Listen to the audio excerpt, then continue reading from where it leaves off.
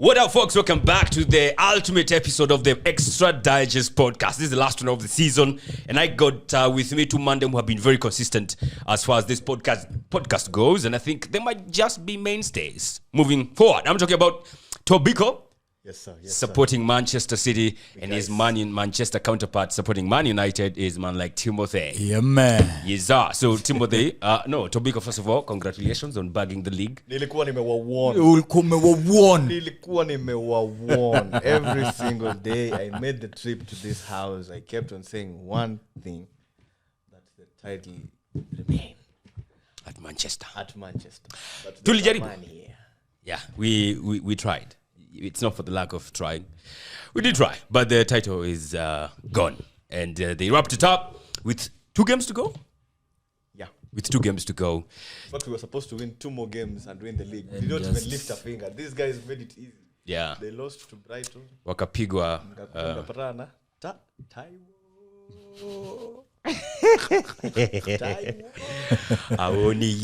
Nigerian man. Man, he did us wrong, man. But yeah, as that was happening, then on Sunday, we had the ultimate also bottling in Bundesliga. Yeah, that was terrible. Oh, I was unfortunate. I feel so sad for Marco Reus. I feel so sad. I feel like he's the most unlucky cast player ever. Yeah. Ever. Yena Gerard. Uliona Bellingham akilia yake yote akijua yenyewe hapa. Mimi nimeondokea. Sisi hapa. Aje. Not for long. Aje. Marco Reus na Steve Gerrard. Who's up? With the bottling. Yeah, as far as league. Look, you see, titles. Wait, Marco hakushinda ile 11-12? So he no. He joined the season after. 12-13. Yeah. Shit. Yeah. look, the thing with Reus, Yeah, I don't kid think you not. there's some blame. I think I kid you not, he the didn't. league is lopsided. He has never Look won it up. the Bundesliga. He has never. Look it up. This was his chance to win. Yeah. But Maze Bundesliga is lopsided, man. Akianani. It's Now, too lopsided. Bro, even if it was Mainz who had 1 game to win to secure the title, they'd have won it. This is just terrible. I mean, it's just horrible. how do you go to the last game of the season Needing a win. needing a win at home? against Bayern Munich who are playing away? All you have to do is win your game, and fuck what Bayern does. At home, Signal Iduna in front of all those fans, and they don't fucking win it. Greatest atmosphere in the world. Akianani.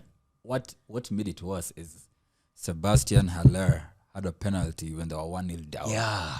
And missed it. Akianani. And you could just see the heads drop.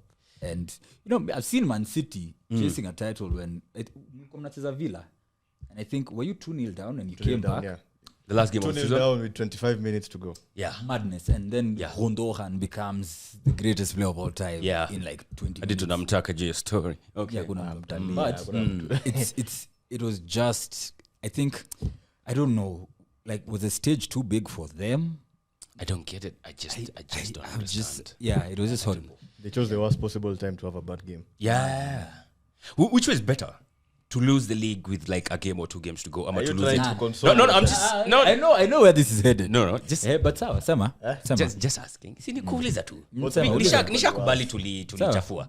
But Uliza which is better? tukujibu. If you are to lose a league, would you rather now usiniambie why lose it, why not win it? If you are to lose a league, would you rather lose it on the last day? Like Borussia's case when you're playing at home or whichever last day, maybe even away, or maybe lose it with like a game or 2 games to go. I have variable answers. Okay. You see, for us, I can speak from experience. All right. We didn't lose the league on the last day, but these guys won it on the last, in the sense that it was in their hands. Yeah. Like, we won our game. Yes. But Aguero'd, But if it is in your hands on the last day at home, bro, basically that's a coronation. Do you know how bad it was? Yeah. Bayern Munich took photos with a replica of the trophy because the real one trophy was in Dortmund. No shit. I kid you not. Enda uangalie hizo picture. Something that's 3D printed. It was crazy. That's how bad it was. What I know is it's more painful losing it on the last day. Such a way. And especially in that manner. Damn. When it happens 2, 3, 4, 5 games before, it pains, but not. It's painful. Not as. It's very painful, and especially now that you see, like now Man City, in as much as the league was sewn up, they had the chance and the liberty to now let the foot off the pedal and switch and turn up. Yani, they've drawn and lost. Just because they can. Just because they can. Because So I they have think- it in the bag. You do you agree? I agree in that losing on the last day is very difficult. It's What you're saying with the real trophy being in Dortmund, and then you could show they'd made promotional content for winning the title. t-shirts, They had zipo. printed t-shirts, not only t-shirts. Sasa hizo fans, zote. you know, fans when you're coming in, mkipigwa mascarf, unapigwa hapo scarf ya champion, nini. Mabasi. And then now you'll have to go home with nothing. So you go back. Sasa niko sure walikuwa wamenunua champagne. There's a champagne sijui kama walikunywa kweli. Sasa ilisha mbio. It's like Ilisha mbio zaidi. it's like They're drowning their sorrows. two things. It's like how Arsenal were planning for a parade on 28th May. You wanted to disturb traffic in London. Yes. for nothing. Nothing. Yes, tulikuwa hata tushaongea na CS wa Central Police tupewe permit ya ati kuprotest It was so fun. do a Parade. nini town, do a parade in Nairobi city. That was halted very fast. And then again, the winner of the Golden Boot in Bundesliga had 16 goals. Fulkrug alongside tell you, Nkunku. I hate Fulkrug lie. terribly. You hate him? I don't like Fulkrug at all. Why? I support Germany as a national team. And you don't like him? So the idea of a German striker The problem with Fulkrug is I just don't like him as a player. Why? is just a flat But track every bully. time he just keeps on proving me wrong. It's just Now because because he's he's not- scoring He's goals. won the Golden Boot. Yeah. And he scores for Germany. And I want to push the agenda that he's a poor player. But SID. anazifunga. SID. Anazifunga. But Bundesliga is trash, man. Yeah. How can a top scorer have 16? 16 goals. I mean, like, when you compare to the Premier League, Harry Kane had 30. Brother. And no golden How boot. many did Martinelli have? Is it 15 or 16? See. Martinelli akienda Bundesliga, golden boot, or whatever they call it. Inakuwa a canon. It's actually a canon. It's even wild because Nkunku was out for so many months. Yeah. And then comes and he ties it. I saw Nabri had 14 goals. Gee.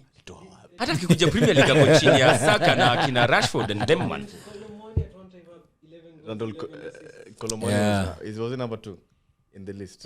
But he had a proper crazy. purple patch, a proper one. Wow. So that's Bundesliga in a nutshell. Yeah. Proper Farmers League. 11 straight league titles. For Buda Bayern. kaa si Farmers League nini nyingine. It is a farmer. Aki wakulima huko ni Don't even be Trans-Nzoia. surprised if Bayern somehow signed Bellingham. Don't be surprised. It's just a joke. And it's of just how Bayern. Bayern just picks on the strongest players from the rival Like, teams. huo ndo nini? Haya. Wana undi anataka Kuja basi. kuja. Hapo amshindi kitu Nani kuja. yule ndiye anatesa shaka later chukua and then you're left being weak and But I think for German players, Bayern is like their pinnacle, like their end goal. Yeah. For a German-born player to play for Bayern, Yeah. I think when Bayern calls, I could have any. yeah, you can't say no, man. You can't say no. say no. But I like how they also Unless you're Royce. yeah, Marco. Unless you're Marco Reus. Oh yeah, because now you have. I mean, walitoa Lewandowski bazi. Lewandowski ni wa Poland. Wao dhani anajali. Oh, he's not German. Oh, he don't give a shit. Adani Don't give a Royce, shit. big up for your loyalty. Ingekuwa Yeah. ni mimi. The minute that phone rings like this. Haraka. Unasikia fan wa Man City. No, I'm willing to bet. No. It's about winning titles. It's about gauging all these things. I'm saying. Bana. But you see, even Damian Lillard, of late, the things he has been saying on podcasts and Twitter, it sounds like he doesn't want to say I want to leave, but it sounds like he wants to leave. Yeah. It's frustration. I also like how they just drink beer on the pitch, man. Akishabeba league title. The league title, they just bring all the booze you can in the world and just drink it up and pour out the managers and their culture. I love it. Oktoberfest quickly comes to mind. Except money. Oh, except money. But they were always in those celebrations, I'd love to say. was All right. Yes, you don't know. He was around, apart from the drinking. He was around. Anyway, but the drinks. Yeah. And he'll be leaving, of course, alongside Cancelo. Let's wait and see how that is going to pop out. Let's come back to our creme de la creme, which is the Premier League. Bread and butter, where finally we knew the 3 teams that are going down. I'm willing to bet when predictions were being made on the 3 teams that are going to go down, I don't think anyone would have thought of these 3. I had 2 of the 3. You had I had Leeds and Leicester? no, Like I early had on in the season? No, I had Leeds and Southampton. I thought Forest would be the 3rd team. But Yeah? Leicester is on that. Because I definitely did put Bournemouth in there. Which other team did I put? I think I almost put Everton there. At the beginning of the season, I don't even think I had Everton. I think Bournemouth. I had Bournemouth, if I'm not wrong. One of the 3 teams that were promoted. No, it can be Probably Fulham. Forest. It can be Probably Forest. Forest, yeah. Bournemouth, Forest, and another team I can't recall. But damn, Leicester, Leeds, wild. finally march on with the wild. Saints into the goddamn championship. Just 7 years after winning the league title. How mad is that? It's terrible for Leicester, man. I felt for them. Can you imagine? I always root for Leicester. I think it's a good team. And even the quality of the players they had good quality players for them. Yeah, they do. For them to go down, but I think them sacking Brendan Rodgers was a bad move. Yeah. I think if And give him more time? the whole season at least. Yeah. I think Atakama, he wouldn't have made it maybe top half a man in maybe 13, 14. But not get relegated. I Probably, think it's very difficult for Leicester Yeah. side. And there are also a lot of other players, like almost 6 or something, who are out of contract at the end of the season. About Do you think Tunisia, that plays a factor, as in, tunajua contract yangu inaisha after this season? Do I have really the morale to kick it on for this team? Probably, yeah, because football, at the base of it, it's very psychological. So you know that probably this is the end for me. There's nothing else I have to play for. Might as well just go put in the shift, get the Yeah. money, go back home, and Yeah. all that. And Leicester became the 5th side to be promoted to the Premier League, win the league, and get relegated in a span of 10 years. Span of 10 years. Yeah, Quizmaster, go look up the other 4 teams. Yeah. And also, Leicester is the only second team to win the league and get relegated from the Premier League. Do you know which is the other team? No, I have no idea. Really? No, I have no idea. Tell me. Do you know which is the other team? Won the league and got relegated. Tell me. He just asked a question about it in the quiz. I don't know. Blackburn. Yeah, I'm sure you did know that. But yeah, Leicester joined that two-team category, which is a very bad one, by the way. Just winning the league and then getting relegated is fucking sucks. But they are down now. Leeds United, I feel like they've been playing hide and seek with relegation. Eventually, wamepatikana. Ah, yeah.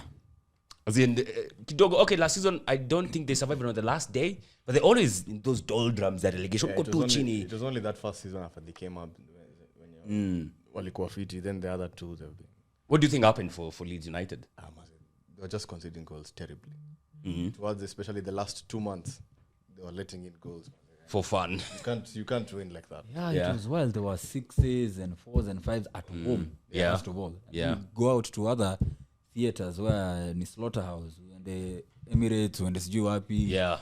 Even on it's Sunday, wild, on a day when they had to put in at least kidogo bit of a defensive effort to see if they can snatch something. Exactly. Exactly. To Tottenham. Bad. Of all people. I was watching the Leeds game hoping they do something to Tottenham. Yeah? Really? Fungwe the first 5 minutes to your game. Ndani ya goal rush. Leeds United, man, they're going down. Big Sam. Big Yeah. talk. He can't walk it. No. The thing is, he Was he set given up- such a small Bro, timeline? He was brought back with 4 games to go. Yeah. Your first game is at a title chasing Manchester City. Yeah. Brother. You're doomed. There's nothing else he could have done. Yeah. Nothing else. You should have seen how he celebrated that 1 goal. I think they brought him back to 2-1 before they conceded another 2. Yeah. Very excited. He was so, but I guess he was more frustrated than Yeah. excited and all that. But yeah, it was too late to bring Big Sam. And Yeah. I think Premier League clubs should stop bringing back Sam Allardyce. Let him rest. Watch out. Yeah. I come to Onge. You know. Yeah, it's- talk on the it's- telly, it's do too poetry late. and stuff. Yeah. I mean, yeye na Roy.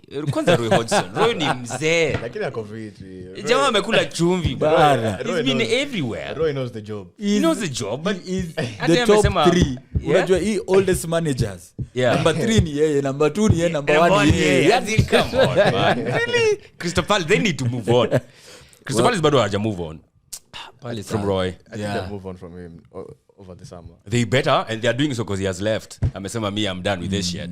I'm not coming back to this one. So Leeds, Leicester, Southampton going down. Southampton the last day, they said they must go with their heads held high.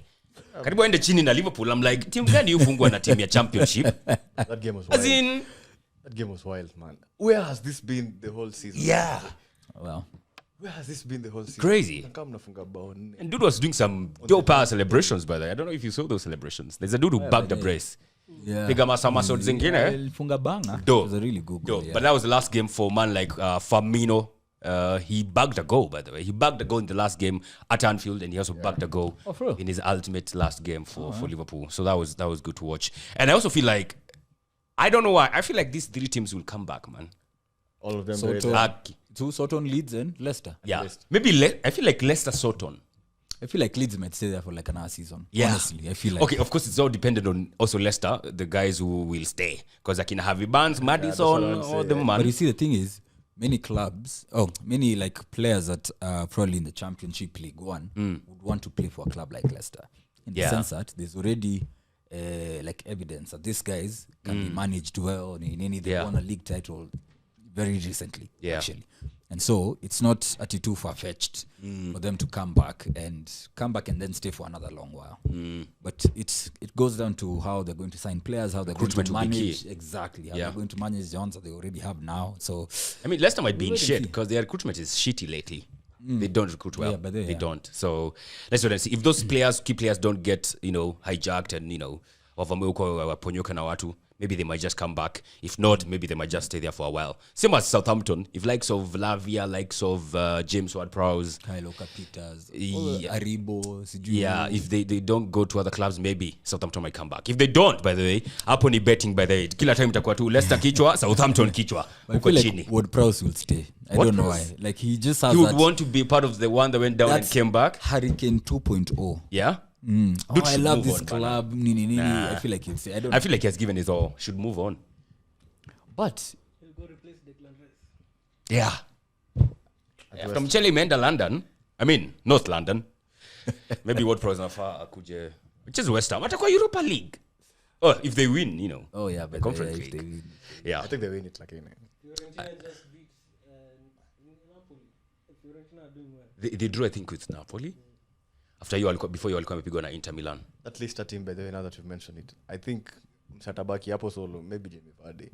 But Because he has Yeah. nowhere to go. maybe Jamie Vardy. But those other guys, Barnes might go. Madison. Who's going to buy what face? Oh, Faz is not going But anywhere. Faz is not going anywhere. Don't be surprised. Yeah, Ward, Who Emerson. No, Who? listen. Look, listen, unless- listen, unless- unless it's the teams that are Unless. That's it. No, unless there's a team that bought a defender. Wewe nyamaza hapo. I know where From this is Leicester going. City. Tuligongwa. For world record fee, unless they do that again, I don't see Vice moving anywhere. But Yeah, I think Man we've United, learned. feel free to surprise us. I think we've learned. If you're giving me fire, you should be giving me fire and cash on top as compensation. Like my For man, yeah. man, thanks. Ya kutuchukulia Yeah, umse. asante sana. Faiz is He crap. should be But he playing scored in the good last for day. Faiz, but He scored, but bana. he's For the poor. first time, amefunga in the right side of the net. That man is poor, bana. Yeah, it's horrible. Ako chini mbaya. So a lot of interesting games happening the last day. Man City lost against Brentford. Useless game. Arsenal won 5-0. Useless game. Man United won against Fulham. Still a Useless still a game. nothing. Newcastle drew with Chelsea. That was a good game because Chelsea now are number 2. No, page 2 of the Premier League. Were they even going to get out of there if they had won? They confirmed it already. Are they Man- 12? At, Are at they Manchester finished United. They are 12 Yeah. They confirmed the bottom half at when they lost to Manchester United. Wow. That's mad. 600 million pounds in the bag, That's finishing mad. on the second page of the Premier League. Aston Villa beating Brighton to bag the Conference League. Oh, that's huge for Emery. Did Brighton win the game before Aston Villa? Say what? Did Brighton win the game before? No, they Aston drew with you guys. Oh, yeah. Yeah, they drew with City. So Yeah. Hey. Golazo. no, you also liked that goal. Don't That was a lie. good goal. It was a bang. I mean, Enciso has some nice. bangers this season. That alongside ile ya Yeah, Chelsea. Chelsea. Nilikwambia huyu mtu atakunyima ligi. Na Nani? nilisema Brighton. Enciso. When I said that you play Brighton. But Enciso hata will usi, do hey, something. don't take me back. Kiviora alifanya mambo ingine hiyo game. I don't want to recall that. Alifunga hiyo game pia. Alifunga Yeah. Aye, against bora. 6-foot defenders. Deep. Ndani. He scored against Chelsea, City, And Arsenal. and Arsenal. I think Arsenal is the easiest goal he has scored. That's mad. Yeah, Oh, easiest. Vio hiyo time Anaenda chini sijui ati Akisema Poor oh, player. alikuwa nangoja refs sijui afanye bana nini. huyu jamaa alipewa mursik mbaya huko Bomet. God damn, nilikuwa nimejam yangu yote. But I was actually thinking like, okay, maybe ameumia na get out ili atoke kabisa, huyu ameenda kabisa. Dude came back. So like what the fuck was he doing? Well, Thought they'll call a foul. Anyway, that was that. Yeah, Villa are going to the Conference League next season. That's very it's huge for interesting, man. From when they Huge were for taken by Unai Emery to getting a European spot. yeah. That's fantastic. That's Great fantastic. job. Great job. Any other game that had the repercussions? Fulham lost. Brentford won. Crystal Palace drew with Nottingham Forest. A lot of team fronting their new kits. Did you play the new but kit? they- He did play with the new kid, yeah. I like that kit. It's a terrible kit. I don't like it at For all. real? Yeah, it's a poor kit. I haven't seen it actually. It's a good kit. No, it's almost like this. It has the same collar, but it's White here. white stripes on the blue. Yeah. And then the blue is, it's kind of shiny. It has a glossy, pattern. glossy. Sky blue.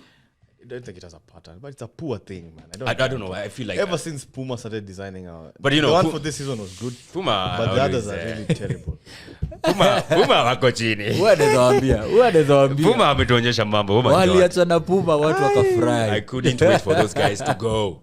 Thank God now we have Adidas, who gave us another kit, which there's a lot of stuff going on. Just look at this kit right now. What is this? Yeah, it has a lot of stuff going on. It's not too bad though. I like that kit, to be honest. It's just The simple. only thing that saves it is that we have white shorts. If it was with the blue shorts, the same. Yeah. it would have been There's no way that Blue shorts. the white shorts. Why are I even- females playing? Hebu nione? The females play with different shorts because even this season the females were playing with maroon shorts. maroon shorts? What's up with this kit, bro? Yeah, you know, you just said that. I remember the craziest stat or fact. Do you know in the Premier League you cannot play, like the away side cannot play with white shorts at Stamford Bridge? Oh, they are waiting. United always go with black shorts. Yeah. Why? Go look it up. Ngoja. At Old Trafford. Nah, At Stamford. Stamford Bridge. What, Stamford Bridge? The away team cannot have white shorts. You see, like our home At kits- Stamford Bridge? Yeah, our home kit is normally red and white. Yes. When we go there, we have black shorts. Why? Go look it up. Tell us, bwana. This is the last episode. Watu watabaki tu Hiyo ni sawa. Okay, maybe atatuambia at the end of the Probably. yeah. You can also be dropping the maybe the sentiments you think on the comment section to wonder what you guys think. Let's finish up with the awards. You know, I mean, Haaland ashabeba PFA. Is it PFA? He's on FWA and he's Football on, Writers and he's Association. on Premier League. Premier League Player of the Season and Premier League Young Player of the Season. There's the ones PFA yet to come. Yet to come. Oh, PFA bado kuna PFA player and young player. Okay. What is the cutoff for the young player? How old is it? The cutoff for the young player, there's really no cutoff because of the time when Sterling was winning those things and he was not No, young Sterling at all. No. young. The season that Sterling won it, he How old was was not he? young. He was I think it's 23. Odegaard has below. been nominated for that thing and he's 24, buana. Yeah, also won it, he was like 20. I think it's It's 23. probably, it could be 25. Maybe 24 is a I think lot. 25 ni mzee in ball. Could be Football. 25. Could be 25 because I think even Harry Kane has won that one. Young player? Yes. I'm sure Kane has won it. Lakini Kane alianza kubank kitambo. Yeah, It's very possible. Anyway, so do you agree? Young player of the season player of the season is the Haaland. That's not a question, is it? There's no debate. There's no debate. No. Yeah, no debate. No. I feel like we should debate on the young player though. Yeah, it's the If you same want to, guy. that's fine. Same Still guy. Haaland. I mean, come Like on. you see, okay, then It's the what we same can do guy. is probably the second person. Like who? Umeshapewa young player, umepewa football writers, utapata PFA player of the season. And it's Why also a title? young Na player. umepewa player of the season. Why, and the title. Isiwachie wengine wakule young player of the season. Kuna other guys who totally deserve to be young player of the season. Better than No, Haaland. but they're not better than Haaland. But That's you the already thing. have the player of the season. No, that's and the you can thing. win both. So it's like us saying, Man City, simutupe tu FA Cup. No, mko na see, Premier Kuna League. hiyo No, that's different. Like he has all the awards, bro. Like he has the football writers, he has the player of the season. Let him He'll collect. get the PFA And player. hata kitu ya awards pia nilikuwa nimewawuuooon. Nilikaa hapa nikasema. I said he will sweep them Is there all. anything yenye huko umetuona? Nilikuwa Man. nimewawuuon. By the way, hii mwaka nimewawuuon. Vitu mingi za Aki tungekusikiza Aki next time Na wawuon. tusikize Tobiko cause yo. Anyway, young player of the Yeah. season. I feel like I would go for Saka personally. I'm actually torn between Saka and Odegaard besides Haaland. Of course. If I'm not going to give it to Haaland, I'd rather give it to Odegaard. Odegaard, not Saka. Honestly, I feel like Odegaard as well. I think he's been more consistent. Over And the also season? just kidogo recency bias. The last 2 months, Saka has Saka's been been very... Yeah. Odegaard Has, has not shown a dip in form as such, like to Saka's extent, Yeah. I guess. And probably, I don't know if you can't put it down to that penalty miss at West Ham because, like, I think 2 games before that he was still. Because he didn't Out score of also at sorts. Anfield. But he also has he been available for every game this season? Yeah. I saw something like that. So also Saka has maybe- been yeah, he's been available for leggy. every game for the last 2 seasons. That's That's insane. proper 76 games in the league. It's like Bruno Trying to play all the games this season, this season. There's a player who played every minute of the Premier League. a Newcastle player. Brentford. Which team? If I tell you, no. Yes, you tell us then we know. Everton. Everton. Tarkowski. Yeah. Oh shit. Weka one. Iko- Hiyo ni quiz ya 23 24. Yeah, Nasha the inaugural kuna quiz. Niko na 1 point already, usisahau. He played every minute of the Premier League. Wow. That's Yeah. impressive. I don't know how nobody went for Tarkowski, maze. When he was being when he was lefting Burnley. That good of a player though. Was he leaving Burnley ama Yes. Shondai Left on a just went After I think Burnley were in the chini yeah cover moves. He left on a free. Oh. He's better. Ben Mee is good. I don't think Tarkowski. I don't think he's good. I think that time when Sean Dyche was playing that low block with these guys, I think it's maybe might have exaggerated how good this guy is. But Ben Mee was there and he's good also but at Brentford. they were good partnership. That's a They are big. good Ben Mee and partnership, Tarkowski? yeah, but Individually, I don't know if you Not so take- much. Yeah. Okay. Manager of the season. Eddie Howe. Because For of me. why? Because of why? Higher. So first of all, it might sound like a crazy shout, but in as much as they had this, wow, ni Qataris ama ni Saudis, I don't know. Saudis. These guys didn't come and blow 59,000 billion like Chelsea. They spent wisely. Yes. Since that they paid a good amount for Isak, they made Guimaraes. some nice two signings, not at big name signings. and all that. Exorbitant Sven Botman. Exactly. On Gordon. Hiyo aligongwa. Hiyo hata hakuna mtu alifurahi na hiyo transfer, hata watu wa Newcastle sidhani walifurahi. Watu wa Everton pia Ilikuwa how much? walifurahi. 45? Shit. That's mad. 50 But so Yeah. a shout for Eddie Howe is I think last season they were close to relegation, if I'm not wrong. When he got in that time when he got in there, when he got in I think they were 19th. They finished 11th. Exactly. And then now just building from that and then coming in and ending in the top 4 positions. Yeah. Oh my goodness gracious. But people like Trippier have been a revelation for them. Someone like Guimaraes, your Wilson and Joe Isak. Linton. Joe Linton. Dude is balling. Let me tell you, there's been games where even Willock and Murphy have become Yeah. Pope at some point. Yeah, Who was leading Nick. the Golden Glove Nini for a very long Hands time. down. Yeah. And so Newcastle really were a galvanized team. Yeah. And they made St. James a fortress. For sure. Again. And so not many teams went there and won. Yeah, very few. Actually, only 2 teams. Please tell me those 2 teams. Liverpool and winning at St James. yeah. Only 2 teams won there and they both kept a clean sheet. I don't want to say. Just it. Elisha 2-0 by any chance? Elisha 2-0. So I am moving on swiftly. No, which is the second team, bana. Yo, we don't want we to must be say. mentioned. Lazima tutajwe. Nini Hey, Elisha no, huko? no, no. I think we drew. Walitoka 3-3. Oh yeah, I Yeah. remember. It was a Haaland thriller. still very- Yeah. The other team is Arsenal. It's Okay. Arsenal, yeah, of Go on. course. Yeah. Yeah, so for me, the man of the season, I think for the longest time I've been pushing the Arteta agenda, but I realized I was a fool.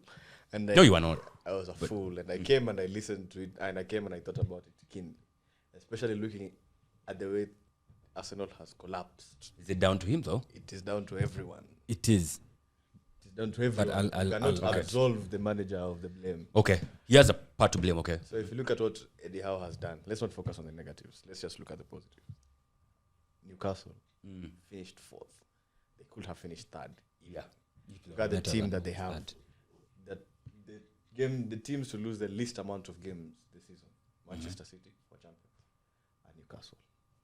When consider also the least amount of goals. They're both tied actually.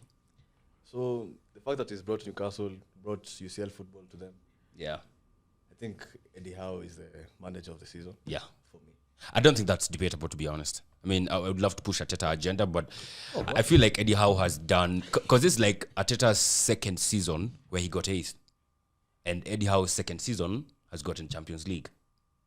So, on that respect, because they both almost came at the same time. Arteta alikuja deck. I think Eddie Howe pia alikuja around deck in 2021. Yeah, so I think for me, Eddie Howe definitely bagging it, considering the least amount of goals, having that Newcastle side with not so much exorbitant talent and money being splashed despite the ownership, and just getting that and then getting the Champions League. And of course, I feel like now, going to the market, you are definitely competing with Newcastle. No doubt. Because I feel like they have the money. Yeah. They have the pool because of the Champions League. They may not win it, but I feel if you lay the card of the Champions League, wako nayo. Okay, pair kadi ya pesa, wako na pesa. Maybe even more than you do. So, yeah, Newcastle definitely for me, Eddie Howe. But also big shout out to the likes of Unai Emery and Honorable Sean mentions, Dyche. man. Oh my god, De Zerbi. Yeah. Like I think Sean Dyche. the greatest, what would have been the greatest tragedy is Europe missing out on the kind of football Brighton play. Yes. So now seeing that they finished, were they 6th? They were 6. Yeah, 6. And Yeah. they're in the Europa League. Yeah. It's just nice that Brighton get to showcase their football. I have loved watching Brighton play. This Yeah, they're season. beautiful to watch. Even against us, they're just look Yeah. at these guys, man. Passing out from the back, playing between the lines. It's been It's beautiful. mad. Yeah. Those dudes came to Emirates and they bowled us out. Oh, yeah, big time. Hands down. Jason still hadn't played a Premier League match and he's like 32 or something. What? Yeah. Aliokota wapi mzee? Alikuwa Brighton, but Alikuwa Brighton. third choice or something. Wow. What? Deserving ni noma. If you just na Sanchez tulikuwa na akiwa a heck of a goalkeeper. Sanchez was really good by the way. He was, yeah. Yeah, he's good, but it's just, alikulishwa bench. So, yeah, honorable mentions to Dezabi. Unai Emery, of course, taking Aston Villa back to Europe. It's nice to see. It's nice to see. Yeah. What else have we left? There's so many things, bana. Some top. Flop of the season. Aye. Before we go to the It signing. can only be one. It goes without saying. Who? Is this not Chelsea? No, individual player. Oh, individual player? Yeah, individual player. I have two. Who? Mudryk and Richarlison. Yeah, I have Richarlison because I'd say Mudryk came a bit late. Hapo katikati. Yeah. I would. But Richarlison has been terrible. whole season. He has been awful. You can't score your first goal in 60 April. million. Man. 60 million. Yeah. One goal in, Yeah. in April, not in April. And that one goal, utoe shati Anfield, ucelebrate, uambie watu wanyamaze. Yeah. A minute later, mufungwe. Kwenda kabisa. Na mshindwe. It has been for shit guy finally scored. But The guy- exactly. Shit guy finally Say you scored. slide. Oh, man, that was good. And considering he's also from Everton. Everton, I'm Exactly. sure it felt way much more sweet for Liverpool Oh fans. yeah, they milked Yeah. it for like 3 days online. So Richarlison, Richarlison, Richarlison is the flop of the season, easily. Alisson thing. Yeah. yes. So that's a no debatable. It's a no-brainer. Richarlison. I feel like I wanted to squeeze someone in there. Squeeze. I don't know. I have a Someone feeling. from United or something. Who's that? You're going to say Anthony by any chance? Anthony Wout Weghorst. No. He's not the flop of the season, really. Of the He's season. among it's- the it's- flops of the season. He's among, but he's not the top notch. The top notch, by the way, can go Richarlison and another dude with Wout. Vegas. Five. Yes. Bro, Mount Fresh is terrible. Wout Fire has to be another flop of the On season. goal merchant. Red card. There is no way you can be that terrible, man. Taking your club all the way down. Yeah, it's Yeah, alright. for me, it's a proper contest between guess him and what? Richarlison. I'm also going to throw in Lampard. Oh, yeah. Lampard is pathetic. Would have flop na 2 clubs in one season. Consistency is key. He was trying his best to get 2 clubs relegated. Yeah. Not one. Man. And he came back on, I have not finished the job at Everton. Now I must. All the Yeah, Blues Chelsea down. All the Blues chini, and he has failed in both. That man is terrible. Yeah, Has he won one game in 10 at Chelsea? yeah, only one. So How one in the and world? drawn another. Yeah, Then the rest are L. else, proper else. Alihepa 007 hivi. By a whisker. Chupu, but then niliboeka sana na hiyo kitu. but Yeah, flop Yeah. hapo ndani. But please, Frank. Premier League owners, I know you don't watch this, but please let us retweet this if you care Premier League owners. Don't give this man a job, man. Frank Lampard. Please. Oh, no, do business or something. In fact, Hey. protect him at all costs. From please. getting a job. And the Spurs. Endelee tu na hiyo trajectory. Ya kuteremsha teams. Premier Yeah. League owners, man. Dude, Give it's this crazy. man a job. I will not. That's why- Okay, it will be very surprising if he gets a job in will the get Premier a job. League He will get a after job. because Sinani ashakuwa confirm Pochettino. Look, Yeah. the thing is, he won't get a job immediately, but the season will go on. There's a team down there will start struggling. They'll start looking for options. They run out of Exactly. options. They'll give Lampard a call. Hey, Swear down, it has to be one of Luton or Sheffield. lad, come back. Surely, it can't be any other. I'm a Nottingham Forest. I mean, mad. it's like if you hire Lampard, you're almost guaranteed of relegation, bro. Probably. Almost guaranteed. You So- know, fans will get in on it. Aya. Unadhani wanajali? Aye. That's why even I didn't want Greenwood to come back because you can just imagine the chance you They'll be can terrible. just the fans they'll be are terrible. merciless. Do you think he's ever coming back? Sorry, Do you think he's ever coming back? to United, no, but playing football, I think You could? he will. Atakuwa amejaribu sana. Hata unajua si nini yake. This is not the first of Case. this kind. Exactly, it's not the first. There've been so many. Hey, Yeah, Thomas Partey, by the way, in fact, is no, wewe utashikwa buda. something going on. Utakujiwa hapa Kenya. Thomas Partey He has not been named. has been named. Bissouma has been. yeah. The Exactly. Thomas It's just Partey that- are just allegations that can take you to court. But even Thomas Partey did something. I Giggs Giggs yake ilikuwa familia. Giggs is a terrible man. Giggs Yake is not a ilikuwa good man. familia. How do you- Gigs, Shi, La Familia. bana.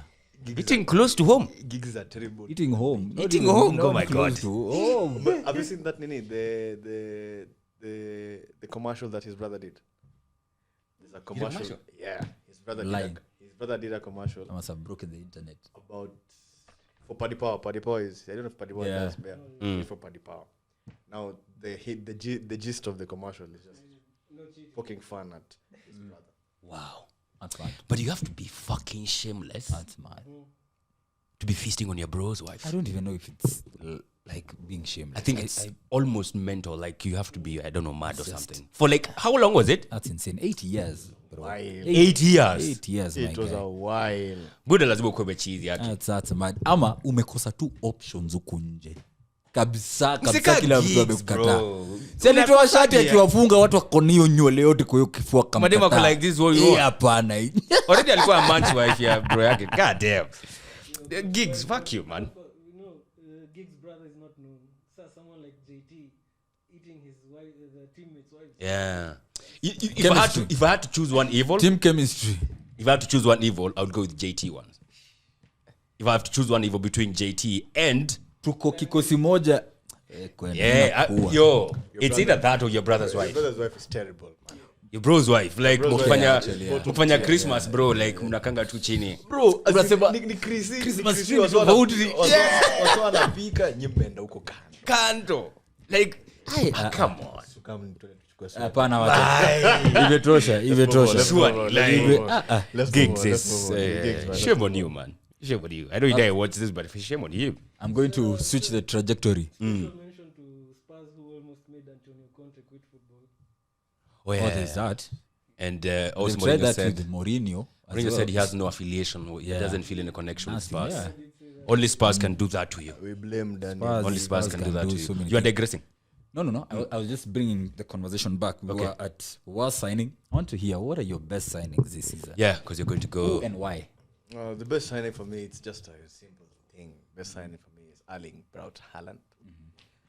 Because the impact that he's had is very nini. I don't think he would miss his goals.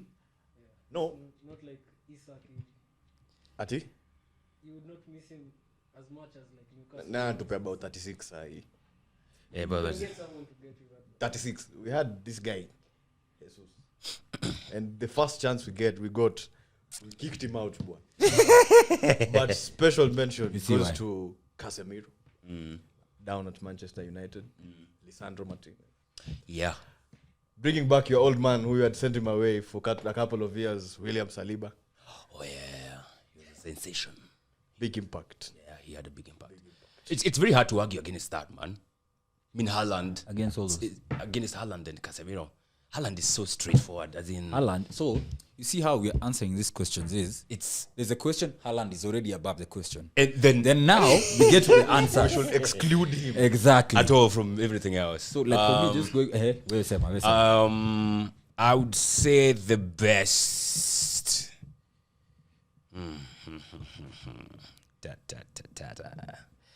Would it be? And Siso was free. It was free. Yes, well, him saying academy. God damn. Yeah. Casemiro. I feel like Casemiro is so. Let me tell you why that makes me happy. It's because we've had that Wait. whole Casemiro versus Yeah, Partey it was Nene the last time. for so many months, and now there's been so much peace online. Casemiro is out here scoring acrobatic goals, home and away against the worst team ever we've watched in Chelsea. Nini. And this guy's been putting in, like, did you even see his no look through pass to like Martial? Sancho. Sancho. Sancho. Yeah. Like he's been balling. Like he's brought a lot more to the game than just being a destroyer. Yeah. And For Man United. the reason why I say like for us he's been our signing of the season is because when he's not there, It's a whole other lot. it's insane. Yeah. That's how I think you can gauge the importance of a player to a Yeah. team. Yeah. If you had to look for any other player besides those two, Alexander Isak. Isak, Yeah. you think? And I feel like the reason why we don't say that as much is because they had Callum Wilson, who's had a few good months as well. Yeah, he's bagged, I think, 17 or something. If it was just Isak alone, yeah, Tina Toya wapi. he alikuwa na injuries kadhaa nini, but he's been revolutionary for them. Isak has been good. Hiyo ni Uko recency chini? bias. The recency bias. But for Forest, he has saved him. Yeah, he has. Probably. Good signing. No. But you see, for Forest, like throughout the season, I'd give Brennan Johnson more credit. Oh my God, Awoni has more goals than Darwin Nunes. Are you surprised? What? That's insane. Like hapo ndani straight haraka. And I told you, Wilson had 18 goals. I actually said 17. What? Yeah. Mad. Yeah. Nakumbuka akipita Martinelli. There's a time he had 15. I'm like, 15? Where did this guy get all these goals from? Yeah. So yeah, I think signing of the season has to be one of those. Happy Buns. All these other guys are not signings. They're guys who are there. Like at Arsenal, I can't even say our signing of the season has. Who would it be? Because the guys who have even had sign? big impact. Maybe Saliba. And it's not like a new signing. It's not. They signed Trossard and Nah, no impact. I haven't Jorginho, felt. Being very important this last. Yeah, nah. but not enough for that shout. Not enough. Yeah. Saliba is not a new signing. It's bringing just. back Saliba. Yeah. It's like it's his first season. Eh? But actually, yeah. He could. Yeah. But he had 2 years in his contract. He's honestly- never played for Arsenal before. Saliba. Saliba? And it's down. I put it because when he He left. that's when things just crumbled. Katwachia Rob Holding. Downward spiral. Mitoma, let me tell you, Mitoma's hype is dead when he met his nini. You know, Mitoma is nini half caste. He's Japanese. His mom is Japanese. His dad is Congolese. Aaron. Wan-Bissaka.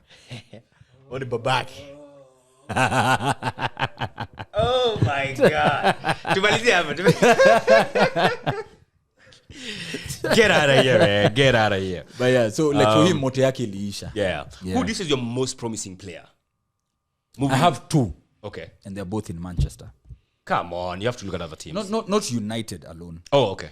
All right. Alejandro Garnacho, Julian Alvarez. Like overall in the league, those two are the most promising. Yeah. They're all Argentinian because Buonanotte also. Also Bonano. Note as well. Like Is he Spanish? He's Paraguayan.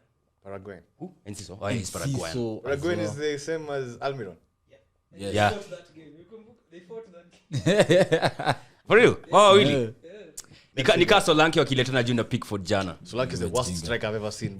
Na wakiwa Tarkowski. Crazy. Remember when he was the future of Liverpool? Solanke. Yeah. Everyone's been the future of Liverpool. And Liverpool were in the doldrums. David Ngog. Who's your most promising player? Alejandro Garnacho. I wouldn't say Alvarez is promising because Alvarez has arrived already. But you see, the thing is, he's so young and he's already starting to. No, he's 22 or 23. That's still very young. Yeah, Bro, that's Yeah. young. Garnacho how old? When you're promising, I think you have to be Okay, talking of yeah. 19, 20. Ushagonga 22, 23, ushamachua. Unajua ukiingia club sahi wewe unedem ako 22. That's different. Evan Ferguson. Evan Ferguson. I was going to Yes. say Olise. I feel like Say Olise. Yeah. Bro, Olise is I think he's a baller. good. Yeah, he's a bro. baller. Olise is a baller. And I take him at Man City, honestly. who? Olise. Olise? Olise fits in easily.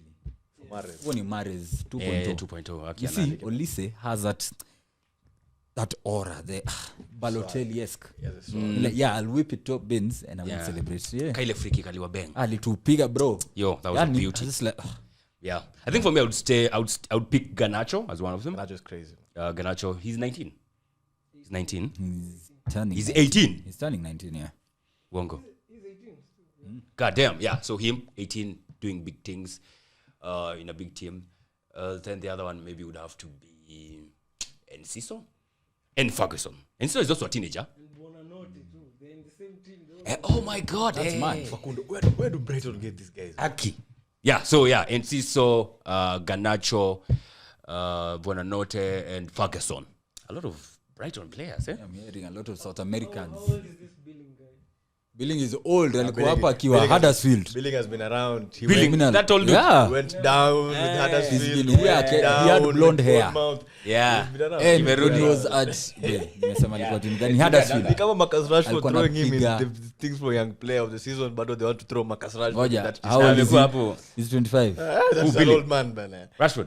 Hey, Rashford has been playing for like the last. How is- Has he not been playing the last 10 How years? is Van Rashford? Gaal. How is Rashford 25? Bro, kwani he started How is he Rashford started 25? he started He started in at 2015. 18. How old is Mbappe? Mbappe. They are not age mates. I'm saying there's no way Rashford can be almost the same age as. Just 1 year old. He's either 1 or 2 years I need older. to look this Wait, up. Rashford alianza kucheza akiwa No old. way Rashford is 18. 25. 18. Van Gaal akamkuwafunga That was mbili 8 years ago. akifunga That was 8 years ago. He made his debut in 2015. Right? He's turning 26. He's turning 26. Which month? October.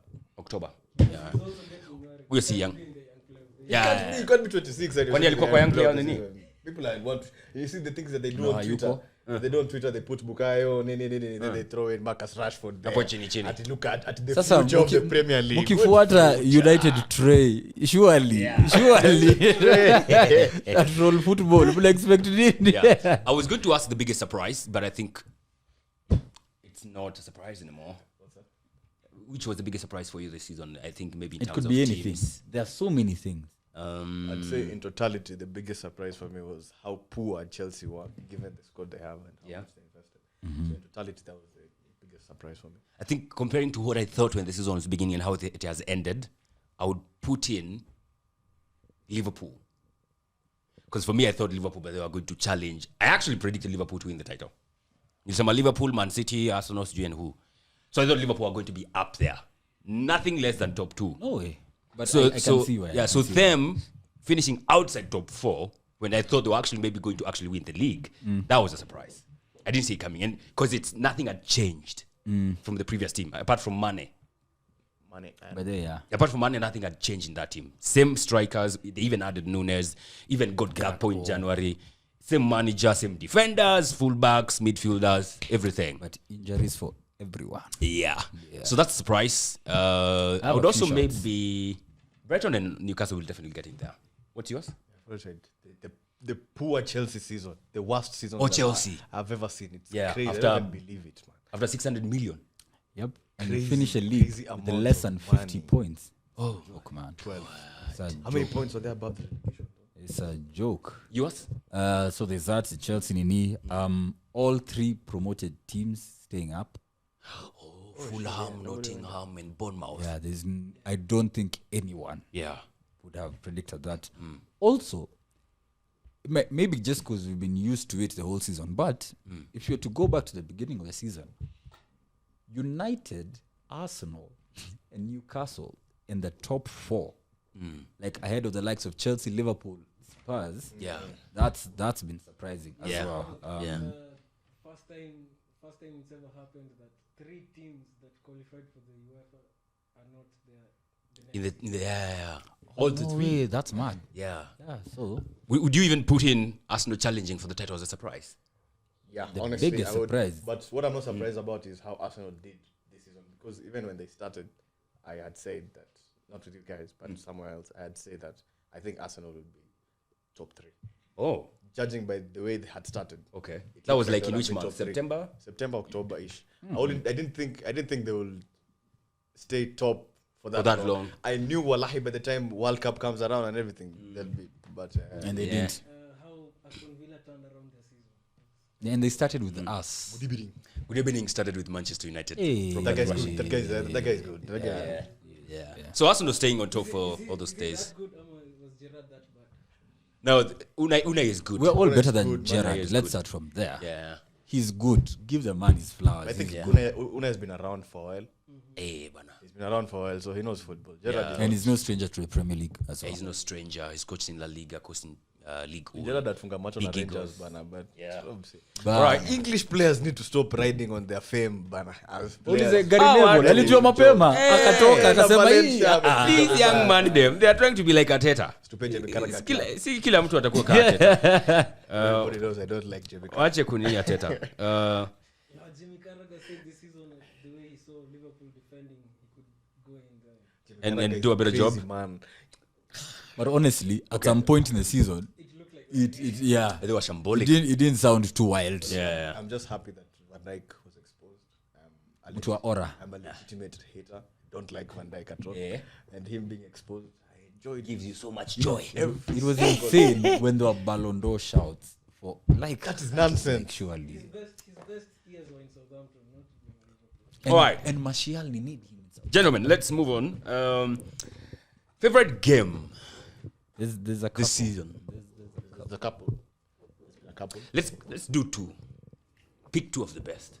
There's been a couple. For me personally, I think the best game I watched this season is the one that we beat you guys at Emirates.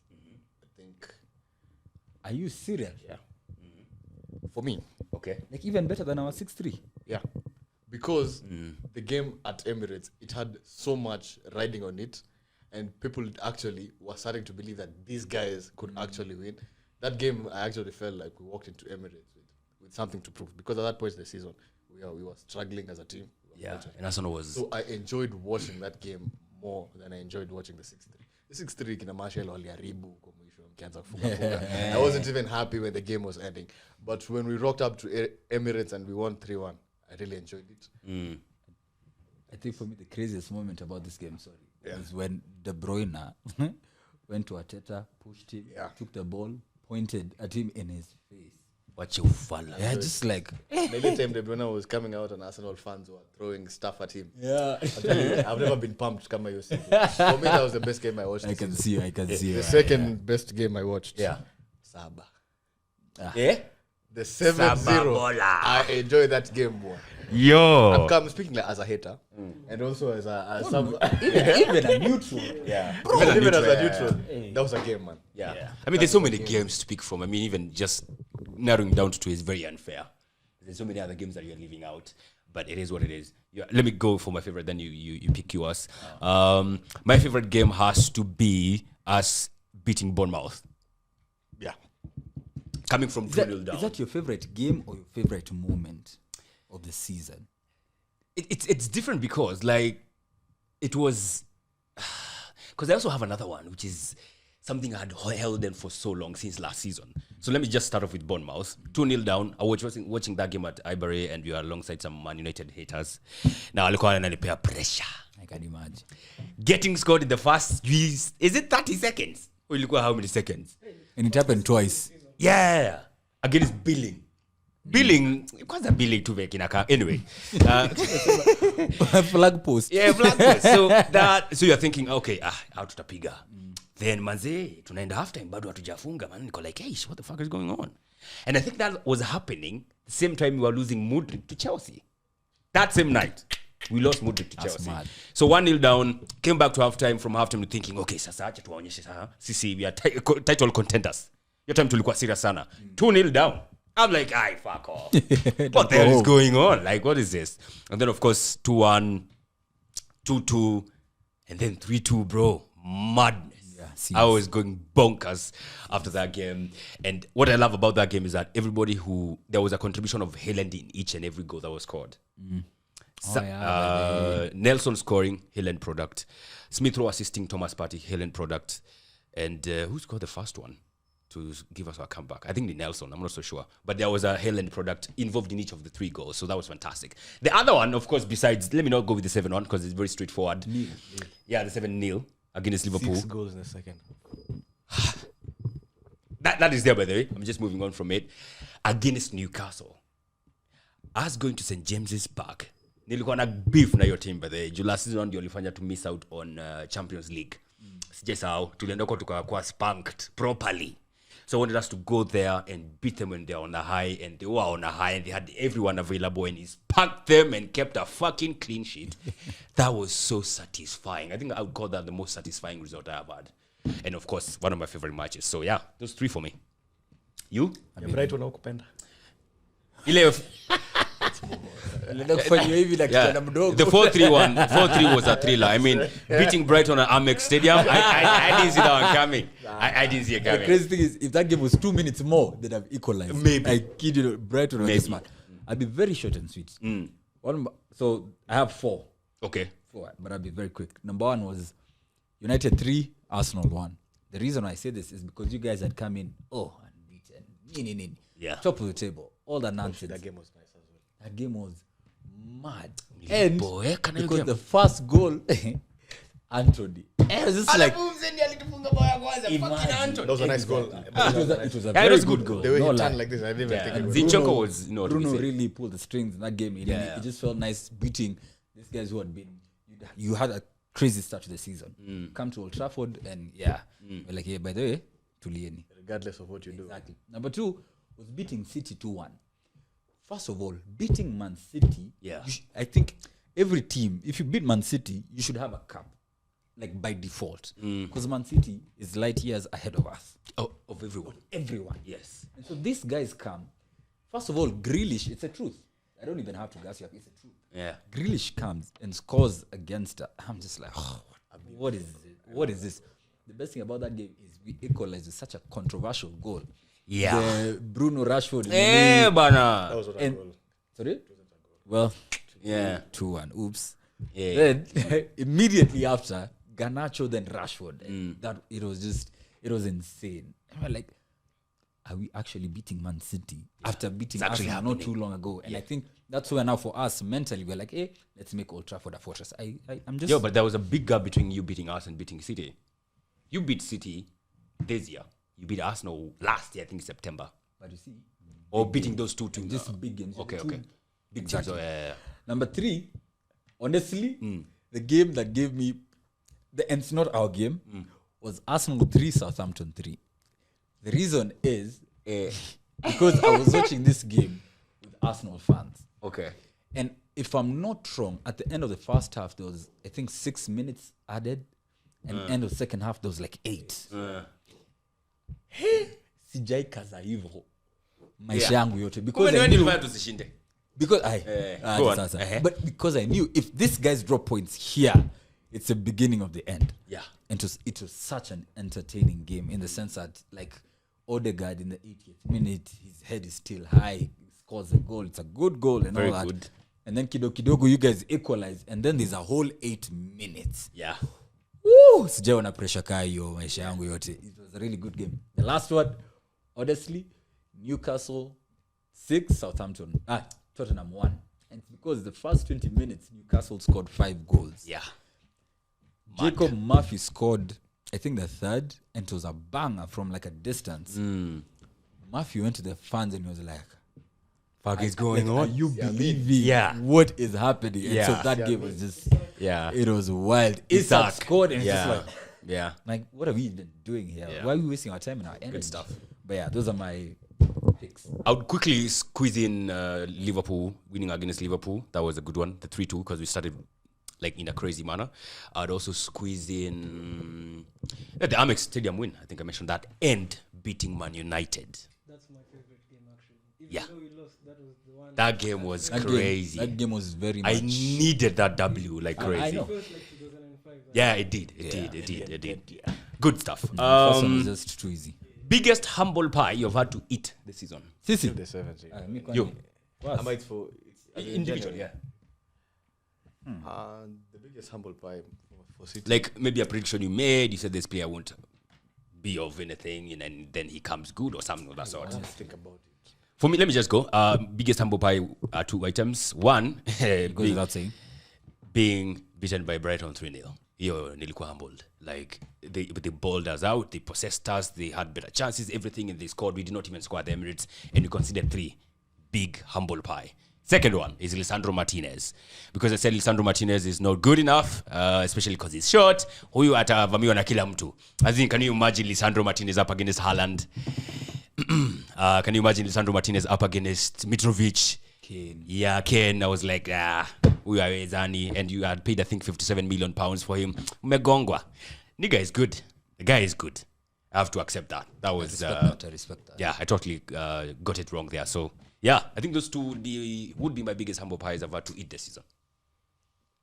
I don't think I have any. It's been a good season for me. Everything I've said has come to pass. Remove. The people I hate have struggled. I even died. So, sijakula anything. Yeah, Surprise. umeshinda. Yeah, maybe It's that. been a big season. Nah, there's no prediction you made that went wrong.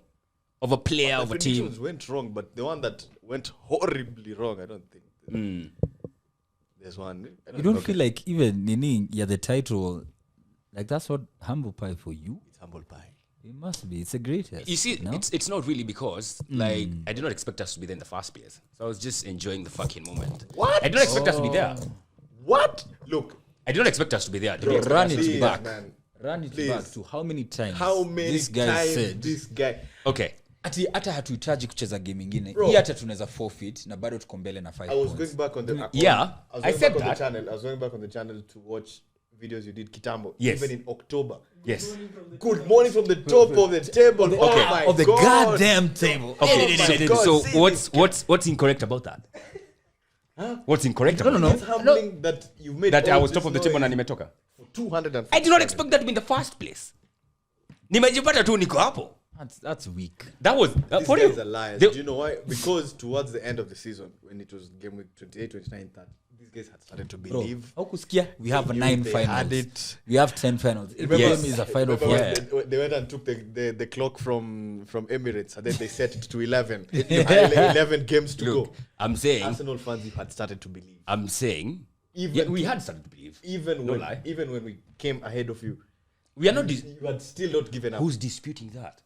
I haven't disputed. So it's not humbling that you didn't. No, because for me, I'm comparing what I had at the beginning of the season. I never said Lisandro Acochini in October. I never said Lisandro Acochini in January. I'm saying what I said when the season was beginning and the season is ending. Me. No. Arsenal fans want you. It's the biggest. That's how I'm comparing my You humble want us pies. to let you guys. No. What? This is the biggest bottle ever seen in the Premier League history. Actually, that's not correct, but It is correct. It's not correct. No one's had as many points as you guys. No. That's a- Many points. Remember the Many Sporting- points. No team at this point in the season has Yeah. had as many points as As Arsenal. Arsenal, and not you need- that No, time no. you had Sijui 43 nini points. at Christmas. No. How many? Yeah, it's Maybe number of They days. they are post. Maybe but number of days, They sir. came and said But points. every even points. team- Points, even no. points. I think you had had lost one 8. or drawn one. No, when they had you had lost 43 to points, us and you had drawn one. When they had, there's a time we had 43 points. There was a stat that no team has ever had as many points at this point in the season. Yeah, even And and that's that's gone on and to they win said to exactly, win and the they league. said even Man City 43. Centurions. Yeah. even 43 in brackets like this, 43. yeah. I mean, Zico, we have we had can teams. pull up the We have had graphic. teams that are 11 That time points. when Arsenal was fast, Arsenal women were fast, Arsenal youth was Yeah. fast. By the way, Yeah. yeah. So what's wrong with that? I mean, I'm saying And there you have got been it in teams. four competitions. There have been teams that have been 12, 11 points clear and still lost the league. Arsenal was just 8 points, and you guys had a game in hand actually. So that's like 5 points. Which team was 12 points clear, did we? Man United and Newcastle. Newcastle are 12 points. Man United at some point in time they were 12 points, or is it 11? Man United have been 11 points clear twice. Brother. For Aguero. No. No. Yo walikuwa how many points clear? 8. Eight. I think 8. They have been 11 points clear in 97, 98. So the thing is, they have been 11 no points team- clear. It was Top not. at It was. Christmas. It 201, was not record setting. 201, like 202. yours. It's just because of the number of days. Points no, it wise, was- let me tell points you. wise, you have it. You're the one. You're the ones Points who had wise, you sent. guys have You're it. the ones who had sent us all these things. We'll bring them back. As brilliant we have time. t-shirt. Yes. Bree has a T-shirt, So a wha- nice one. No, everyone. Why had are you? T-shirts. Why are you having problems with that celebrating? If we choose What to are you? celebrate the thing like is, that, what are you celebrating? being on top of the You table, don't. Send me a chiropractor's number na umwa na mgongo. we have not. Hey. You see, we did not siwezi expect to be kunywa there. koda. That's why you are celebrating like that. What's wrong with that? I can only tell That's you 3 just words. inexperience, immaturity. I can What? only tell Because you have not three been there. words. I can only tell you 3 words. Which one? Guess. Nilikuwa. Nilikuwa nimewawuuooon. Nilikuwa nimewawuuooon. If you say that one more time, I swear to God. It's the best thing. For me, I think okay. In fact, the caption for this episode, please. Let's just say Yeah. nilikuwa Yeah. nimewawuuooon. Yeah. for me, it's 7-0, I guess. Yeah, That's biggest it. humble pie. That's it. Yeah. All right. That was the biggest humble pie. I think. I don't think there's anything else to talk about. Team of the season. I think that's a whole other conversation. But it's okay. Which teams do you think will challenge next season? Challenge. There are a lot of And I mean ifs. challenge Man City. Yeah, that's Big speculation because there's a transfer window coming in, and there will also be the January one. But as we there are just a lot of ifs. If the Qataris come and put in their money, I feel like we could, because we have Ten Hag, and he knows what he wants. Ten Hag is doing his thing. So I don't think we'd win it, but we'd challenge it. We'd have like a better top 4 finish, I guess. So probably second, third. Okay. Second. Yeah, because you're already third. Also, I don't think Liverpool will be The top 4 remains the same. for real. Next season, top 4 is the same. Yeah. Yeah, no. Shit. I'd swap out Newcastle for Liverpool. I don't think Newcastle would have as good a season For me, as I this think one. next season, same culprits. Man U, Man City, Arsenal, Liverpool. I'd go with that as well. Liverpool have Europa. Yeah, they have Europa League, you know. It doesn't matter. That's man. fine. See, I always tell you guys, it's the same thing when we're in the run up towards the end of the season. These guys are saying you still have to play Real Madrid twice in. It's just one extra game a week. But this is Europa. This is not. It's not UEFA. Bro. That's the night in a telling Sunday, you, maze. man. That's the You see- Sunday, bro. That's the Sunday Yeah, in but- Ngori. That's the Sunday Takwango. You have to lose one. You see, if they have a squad, They have the squad. that can in Who do you They think don't is have playing in yet. Europa? They don't have the yet. small games that they go play Union, I don't know what over there. Squeeze They you kwani think they start Kungori, Salah. bro. They don't start Salah. Squeeze in Ngori. Note, by the way, mind you, one team might go to the Europa League from the Champions League that like they are used to. Yeah, it's Man U. Yeah. Same to So I Newcastle. mean, and It's they funny have how Brighton in there. teams that have never won these competitions are so it's love. It's cute. Let us meet. It's Why- cute. But why? Let us meet on Why? 11th of June here. It's Why are we cute. not stating facts? It's cute. It's just cute. what it is. Am I not stating a but fact that yeah, you've never Brighton. won it? Why are you bringing that when I'm just I'm stating going what to you guys praise, have been doing? Brother. I'm going. And Brighton is still there. As in Thursday night football and Sunday for Liverpool. Actually, But it's yeah, a lot. It's a they, lot. they'll have to do Yeah. some proper investment in the summer, in the transfer window. Otherwise, And they itakuwa will. ngori. I know they will. Theatrics at the back. They're not making it. And they will. They will. Na ujue sasa uko na Europa teams zingi ziko Champions League, some players wanaweza watoka. Ona ka Jude washaondokea. Everybody was thinking Jude is going to Liverpool, even Liverpool fans. Everybody, I didn't think. A lot of people are thinking Jude is going to Liverpool. I didn't- English I media, didn't think And it's even media. Liverpool. media. Did you, Eric Njiru uliona venye alikuwa megasu huo mzee? Woni. So he's a fan. Eric He's a And fan. even Njiru Liverpool, is why a- did Liverpool have to put out a statement that they are not going to get Jude? Because everybody thought, and everybody thought so. English media, it's PR, bro. And so Liverpool hadi wanaongea kusema Jude hawezi. Kama wewe sasa, niko sure very soon you start ramping up with transfer rumors of your own. No, ka Rice Even if, anakuja. It's eh? very soft. Yeah, Ka they're Mchele starting anakaa. Here we go. See, since we are not Yeah. backing out, Here we Liverpool go. backed out This from come Jude. Manchester City. Here we want go. to go all in for Joshua Kimmich. It's just news on the grapevine. Yeah, anyway. Yeah. A lot of rumors will be doing rounds. Just rumors. I think for me, Arsenal will still be there. I think you guys will be there. Of course, this is all dependent on the signings that are made. Way too early predictions. Yeah, very too early. Newcastle, I don't know if they'll challenge for the title. They'll have to, of course, add some few players because now there's Champions League happening. You can't just deal with the same depth that you are dealing with By the way, they've not had European. in like 20 years, bro. I still feel Liverpool. Adaka sasa nimekumbuka kuna story ya Thursday night football. Hiyo inakuanga tricky sana, by the way. It's very tricky when you're But doing they'll be Thursday night fine. football. They'll be fine. They better sign. They'll be fine. They better sign. They will be fine. will. Nah. Guys, don't spend. Buddha. Don't spend. Wednesday, Uko na Saturday. Fabinho, Kita ashaenda hata. already have a small squad. Yeah. Exactly, and that's why Who said their they're transfer not windows, they're going to sign. They're going I to kid you sign. not. They Liverpool, better sign. They will. Liverpool ulikuwa nafikiria wataenda bila midfielder over the summer. Wote wamekuwa wakiumia. You see, at that No, did you think that even if the guys who are there were not injured, we expected them to strengthen in the they mid. didn't know that it was going to be this bad. Hapana. Now they listen. They went Now and they're in the saw- know. For example, the season that City didn't win the league when we were playing Fernandinho at centre back. When we were doing that, they didn't know it was going to be that bad. No. But the minute we had a terrible season, Ruben Diaz, all them guys came. Ake. The same thing for Liverpool. This last season, they didn't know it was going to be this bad. They have seen it. And can you see get now, that bad. it's a bit different for them because they don't have I'm Champions telling League you, now. they'll sign. They don't have money. They don't need to have Champions League because Hey. They also listen, don't have money. who said they don't have money? Why are they trying to be so? They don't have money. Yeah. Waliondokea Jude juu hakuna pesa. Look, the thing is, they are going to sign, starting with Alexis McAllister, and they had a host of others. Anyway, We shall see. time will tell. Time will tell, of course. Yep. Lakini pia nyinyi tunawawarn tena. Sisi will be back next season. By the way, just as an ini, I hope you guys muli learn a lesson from this season. Ile top of the table stuff because next season tukianza tuache. We're going all Clip the that. way. Clip that. Next season, we are going all the way. So I hope everything that we told you this season, mulilan. Na mseme hatukuwaona. Na mimi Ndio nakwambia ndio sasa. yangu sasa tumewaona. Na mimi nakwambia Tumewaona. you even finishing third. Sisi. Nakwambia sasa. Yo, anyway, time will tell. I feel Video like talk show. squeezing in, I know this is hard. Assist of the season. Assist. I know 'Cause, hey. that's a very biased thing. That's a no-brainer. Yeah? Isak. Isaac? Do you agree? Yeah. Everton. Against Everton? Yes. That's a no-brainer, man. I'd agree. I feel like I have 3 and 2 of them are from Newcastle. Willock.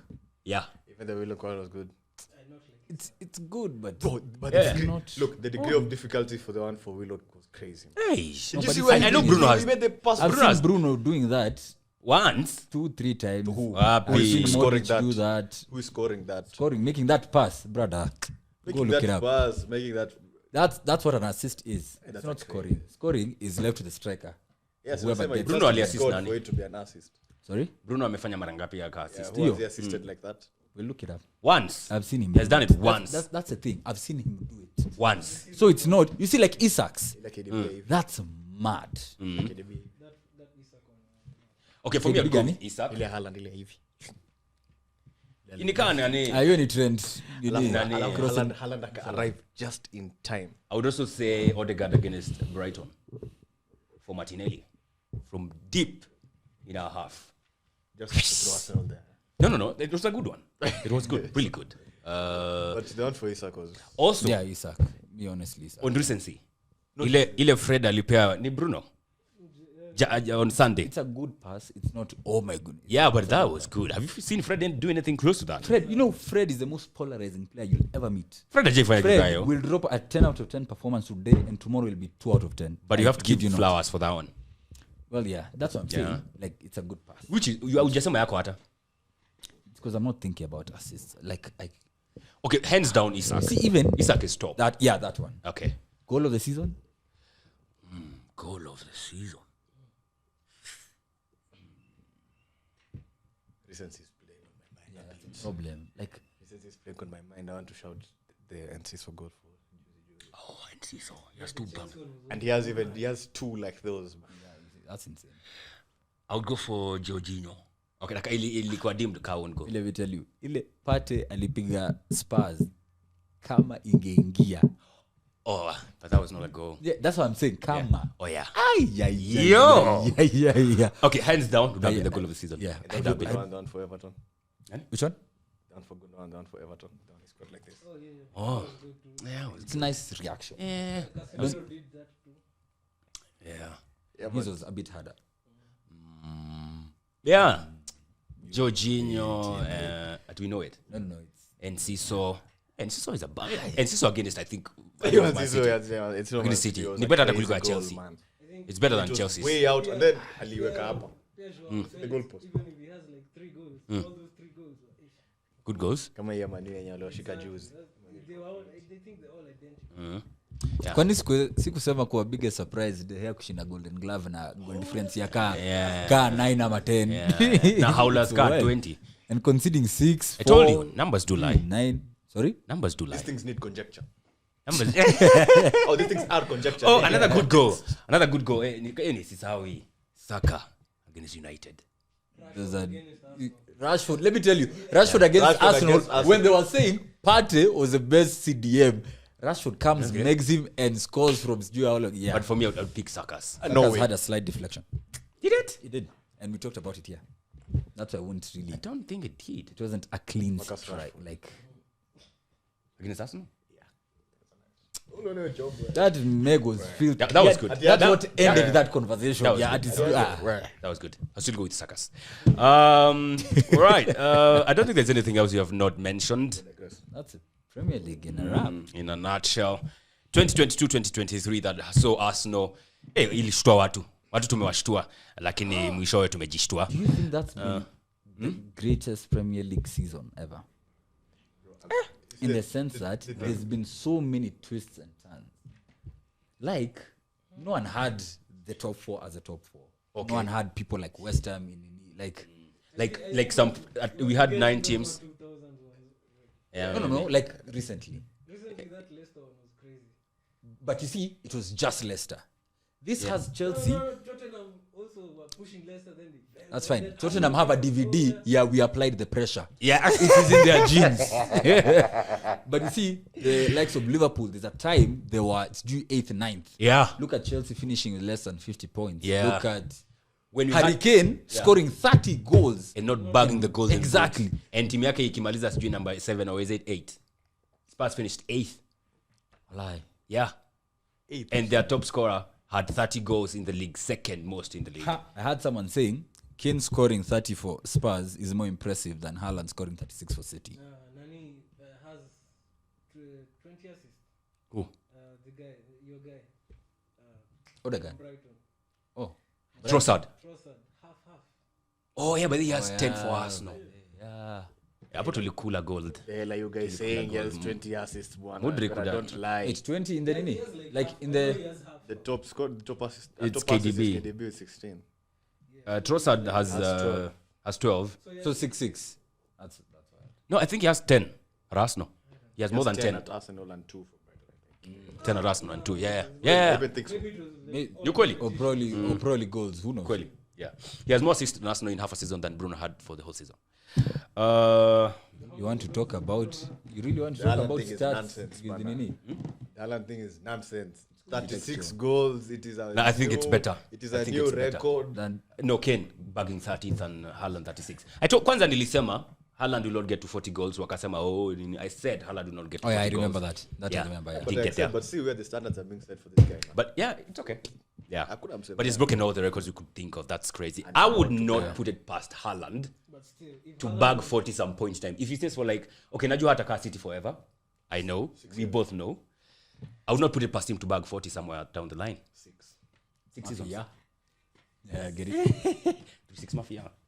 Anyway, I would not put it past Haaland to get 40 goals for City somewhere down the line But I feel like... in the league. You know how? No. Let me just say. You know how, like, in my mind, I was like, this is Arsenal season. Like, now, next season, teams probably know how to approach you. And they've known that maybe Arteta didn't change as much. So I feel like Haaland, you see, he had his hat-tricks mapema mingi. Yeah. And now it's like... To singles na And you know, hizo singles na double, si mbaya, but it's not the crazy hat-tricks. 3 Yeah, goals bag, every... Yeah. So I feel like, I don't know if I think he'll still win the Golden Boot next season. But you know, get like I don't know close to, whether it will be at that level. Probably like 30. And you see, 30 is insane. Yeah. It's insane. But yeah. I mean, just how. It's a good problem for these guys to have. Yeah. The thing is, You got to feel for Harry Kane, man. as long as we're creating chances. Yeah. And KDB is, and I end after how many seasons? That was going to be my point. If Haaland was in another team, he's not getting those 40 goals. Yeah. Yeah, but definitely, man. Of course. So maybe if he was at Arsenal because we have Martin. Even us, we create chances. Yeah, you do. But it speaks more about Haaland because we had a guy like Gabriel Jesus. The chances are being created. He's not scoring. Yeah. We have a guy like Stan. That's- Out and out line. Yeah. For me, I feel, that's why I feel we should get a striker. The chances are being created, but you need somebody who can. Yeah, who can Yeah, finish? for sure. Yeah. All right. Thank you, gentlemen, for always coming through. I appreciate your presence. Appreciate it, bro. Looking to make this a mainstay in the coming seasons. Yeah, man. No, Tupatane. ununuliange hata soda bwana. Bado tuko na product. Tunakuja tunaongea Tulianza huku hivyo. bure na hata Umekauka soda mdomo. Alitupata kaa tuna product. wewe We used to have a product that we were promoting, msijali. Alitupata hadi tumekula chicken ile time steamers zilipotea. Soda ataangalia mkikunywa juu nyinyi pekee ndio mko na vikombe. You know what you need to do? You need Yeah, boy. Drop the camera. That's what's going on TikTok. That's Yeah, going boy. on TikTok for sure. That's how he lost his job. Hizo 10 seconds hizo ni za TikTok. Wewe tutakutafutia kazi nyingine usijali. You went out like a champ. Don't forget I have a golden cup though. Nobody here does it. Now if you talk about things like You're that. playing against It's a wrap, guys. Lambert, Thank you, man. muchacho. Don't forget you can catch this on YouTube, Football Digest KE. Catch it on Spotify, Football Digest KE or Extra Digest Podcast. Follow our pages on Instagram, TikTok, Facebook, and Twitter. Yeah. Football Digest KE. Till next time, catch you on the next one. Aight, peace.